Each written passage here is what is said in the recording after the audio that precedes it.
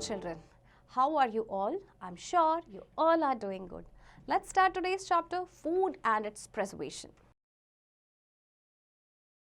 In this chapter, we're going to talk about types of food and how we can preserve the food. So, let's start. Why do we eat food? We eat food because food satisfies our hunger. Our body needs energy to function. Food provides us the energy required to do work. Food helps our body to grow. Food protects us from disease. हम खाना क्यों खाते हैं? Obviously, energy की requirement के लिए, क्योंकि हमें काम करना होता है, हमारी बॉडी को ग्रो करना है, हमें डिसीज से प्रोटेक्ट करना है, तो ये सब हेल्प करता है food. Different types of food. We eat different types of food. A food item that gives nutritional value and helps to keep our body healthy is known as a nutrient. There are three main categories of nutrients: carbohydrates, vitamins and proteins. हम different तरह का खाना खाते हैं and एक food item जो है हमें सारे न्यूट्रिशनल वैल्यू नहीं दे सकता, इसलिए डिफरेंट फूड आइटम्स में आपके डिफरेंट न्यूट्रिएंट्स होते हैं. Energy giving foods. Foods like wheat, rice, sugar and potato are rich in carbohydrates. Butter, ghee, oil and nuts are rich in fats. These foods give our body the energy to do work. Energy giving foods यानी कि carbohydrates and fats जिन food में होता है वो खाना हमें energy provide करते हैं. Body building food. Foods like meat, egg, fish, chicken, milk, pulses and cheese are good sources of protein. They are called body building food. Proteins helps our body to grow and repairs tissues and cells. Body building food आपके generally होते हैं जिन food items में protein होता है. Protein हमारी body के लिए बहुत हेल्पफुल होता है, हमारी बॉडी को ग्रो करने में हेल्प करता है, हमारे जो worn out tissues and cells होते हैं उनको रिपेयर करने में हेल्प करता है. Protective foods. Fruits, leafy green vegetables, eggs, milk contain vitamins and minerals. They protect us from disease. These foods are called protective food. Protective food आपके वो food हैं जो हमें डिसीज से प्रोटेक्ट करते हैं और इस पे आपके जनरली वेजिटेबल्स एंड फ्रूट्स आते हैं. A balanced diet. A diet which comprises adequate amounts of necessary nutrients required for a healthy growth and development of our body. A balanced diet includes both sufficient and nutritious food to ensure good health. A normal balanced diet contains sufficient amount of fiber and the other nutrients provide the appropriate amount of energy and adequate amounts of water. A balanced diet वो diet होती है जिसमें सारे ही nutrients available हों appropriate amount में. इसके अलावा fiber and water भी balanced diet का हिस्सा है. Deficiency diseases. If we do not eat a balanced diet, our body lacks one or more nutrients and we fall ill. Deficiency of energy giving carbohydrates and fats and bodybuilding proteins food cause protein energy malnutrition और PEM. अगर हम balance diet नहीं लेंगे तो हमारी body में कुछ deficiency disease हो जाएंगे और एक डेफिशिएंसी डिसीज ऐसी है आपकी PEM, that is protein energy malnutrition. अब देखिए नीचे आपको एक टेबल दी गई है जिसमें आपको विटामिन दिए गए हैं, डेफिशिएंसी डिसीज और उस डिसीज के सिम्टम क्या हैं. Vitamin A, night blindness, can not see in dim light. Vitamin A की कमी से बीमारी होती है नाइट ब्लाइंडनेस और इसके सिम्टम क्या होता है कि डिम लाइट में नहीं देख सकते. Vitamin B complex, beri pellagra, muscle and nervous disorders, red skin lesions. Vitamin B complex की डिफिशियंसी से बेरी और पेलाग्रा नाम की डिसीज होती है और इसके सिम्टम्स होते हैं कि मसल्स और nervous disorders. Vitamin C, scurvy, bleeding of the gums, teeth falling out, pain in the joints, wounds not healing properly. Vitamin C की कमी से होते हैं स्कर्वी और इसके सिम्टम्स से ब्लीडिंग गम्स, आपके टीथ गिरना शुरू हो जाते हैं, जॉइंट्स में पेन, वुंड्स जो होते हैं वो प्रॉपर्ली हील नहीं हो पाते हैं. Vitamin D, rickets, soft and deformed bones, bow shaped leg, pigeon type chest and bending of the spine. Vitamin D की कमी से होता है रिकेट्स, इसमें जनरली बोन्स सॉफ्ट और डिफॉर्म हो जाती हैं.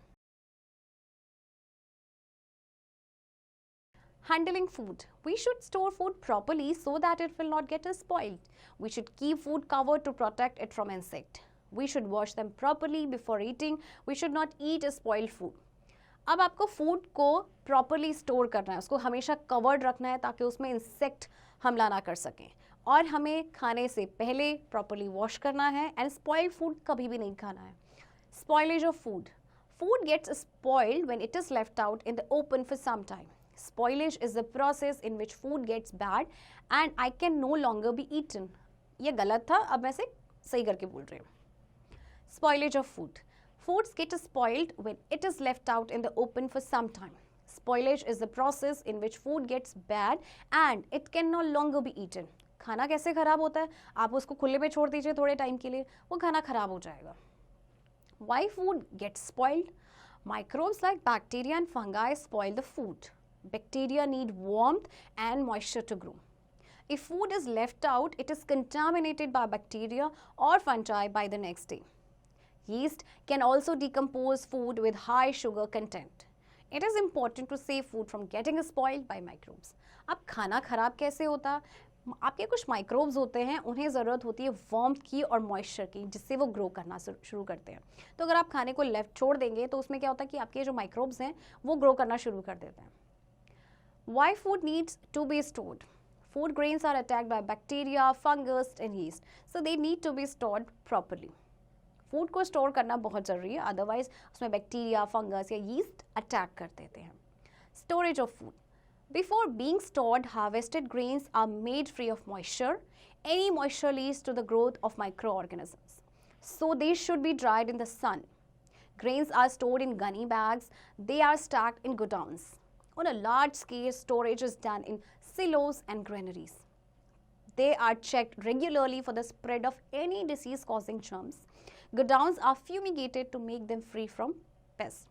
अब फूड को स्टोर कैसे करना है? उसको स्टोर करने से पहले हार्वेस्टेड जो ग्रेन्स होती हैं सबसे पहले उनको मॉइस्चर फ्री करना है, क्योंकि अगर मॉइस्चर रहेगा तो उसमें माइक्रो ऑर्गेनिज्म का अटैक करने का हमेशा डर रहेगा. तो ग्रेन्स को ड्राई करने के बाद गनी बैग्स में स्टोर किया जाता है और फिर उनको गोडाउन्स में रखा जाता है. एंड गोडाउन्स में भी टाइम टू टाइम उसे चेक करना पड़ता है. फ्यूमिगेशन.